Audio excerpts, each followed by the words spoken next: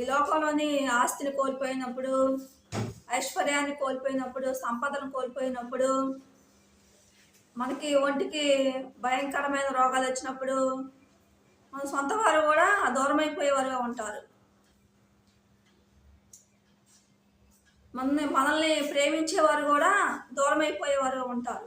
ప్రేమించకుండా ఉండేవారుగా ఉంటారు. అసహించుకునేవారుగా ఉంటారు.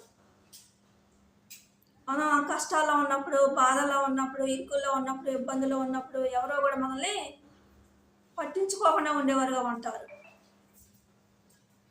యోబు గారికి కూడా అలాంటి పరిస్థితే ఎదురైందంట.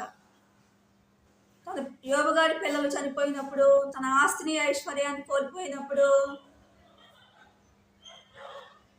తన ఒంటికి రోగం వచ్చినప్పుడు తన బంధువులు కూడా దూరమైపోయారంట.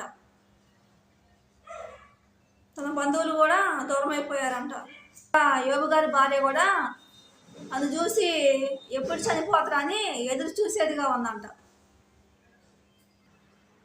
యోబు గారికి కూడా రోగాన్ని బట్టి శ్రమలు వచ్చినాయి అంట.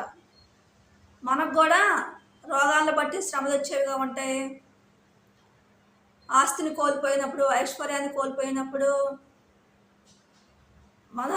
మనం ప్రేమించే వారిని మనం కోల్పోయినప్పుడు మనకి అనేక రకమైన శ్రమలు మనకి వచ్చేవిగా ఉంటాయి. ఆహారం లేనప్పుడు, వస్త్రాలు లేనప్పుడు, జాబులు లేకుండా ఉన్నప్పుడు అనేక విధాలుగా మనకు శ్రమలు వచ్చేవిగా ఉంటాయి. యోబు గారికి రోగాన్ని బట్టి శ్రమలు వచ్చినాయి అంట. ఆస్తిని బట్టి శ్రమలు వచ్చినాయి అంట. పిల్లలను బట్టి శ్రమలు వచ్చినాయి అంట. పిల్లలు చనిపోయినప్పుడు ఆయనకు శ్రమలు వచ్చినాయి అంట. మనకు కూడా ఈ లోకంలోని అనేక రకమైన శ్రమలు ఎదురవుతూ ఉంటాయి. మన కుటుంబ సభ్యులు కానీ, మన బంధువులు కానీ కోల్పోయినప్పుడు మనకు వచ్చే శ్రమలు వస్తూ ఉంటాయి. ఆస్తిని ఐశ్వర్యం కోల్పోయినప్పుడు మనకు శ్రమలు వస్తూ ఉంటాయి. ఆస్తి లేనప్పుడు, ఐశ్వర్యం లేనప్పుడు, మనం భేదవారంగా ఉన్నప్పుడు, ఆహారం లేని స్థితిలో ఉన్నప్పుడు, వస్త్రాలు లేని స్థితిలో ఉన్నప్పుడు, మన కుటుంబ సభ్యులని పోషించలేని స్థితిలో ఉన్నప్పుడు, జాబులు లేనప్పుడు, మనకి అనేక రకమైన రోగాలు వచ్చినప్పుడు, అలా అనేక రకమైన శ్రమలు మనకు వచ్చేవిగా ఉంటాయి. యోబు గారికి రోగాన్ని బట్టి, పిల్లలను బట్టి, ఆస్తిని బట్టి, ఐశ్వర్యాన్ని బట్టి శ్రమలు వచ్చినా కానీ అతడు దేవుణ్ణి వదిలిపెట్టలేదు, దేవుణ్ణి దూషించలేదు, ధైర్యం కలిగి జీవించేవాడుగా ఉంటాం. మనకు కూడా ఈ లోకంలోని ఆస్తిని బట్టి శ్రమలు వచ్చేవిగా ఉంటాయి.